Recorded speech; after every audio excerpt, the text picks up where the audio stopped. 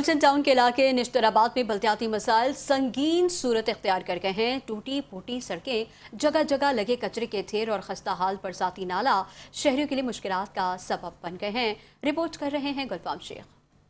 شہر قائد کے متعدد علاقے مسائل کا گڑھ بن چکے ہیں۔ گلشن ٹاؤن کے علاقے نشترآباد کے مکین بنیادی سہولیات سے محروم ہیں۔ علاقے کی سڑکیں ٹوٹ پھوٹ کا شکار ہیں۔ جگہ جگہ پڑا کچرا انتظامیہ کی کارکردگی پر سوالیہ نشان بن چکا ہے۔ برساتی نالا بھی ٹوٹا ہوا ہے، جس کے باعث بارشوں کے دوران نکاسی آب کا نظام متاثر ہونے کا خدشہ رہتا ہے۔ علاقہ مکینوں کے مطابق ٹوٹی سڑکوں کے باعث حادثات معمول بن چکے ہیں، جبکہ کچرے کے ڈھیروں سے تعفن اور بیماریوں کے پھیلنے کا خدشہ بھی بڑھ رہا ہے۔ علاقہ مکینوں کا کہنا ہے کہ ہم نے کئی مرتبہ درخواستیں دی، U C chairman, town chairman اور میئر کراچی مرتضی وہاب تک اپنی آواز پہنچائی، لیکن ابھی تک کوئی جواب موصول نہیں ہوا۔ آپ کے سامنے روڈ کی حالت ہے، دیکھیں 100 فٹ کا روڈ ہے، وہ سارے دیکھیں یہ کچرے کے ڈھیر ہیں، تعفن وغیرہ پھیل رہا ہے اور بچے جو ہے نا بیمار پڑے رہتے ہیں۔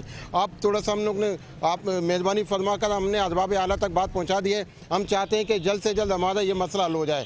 ہم بھاگ دوڑ کر کے بہت تک گئے، ویسے تو کراچی یہ بے آسرا ہے۔ یہاں پر جو سب سے بنیادی مسئلہ ہے نا اس روڈ کا، وہ ناجائز تجاوزات کا ہے۔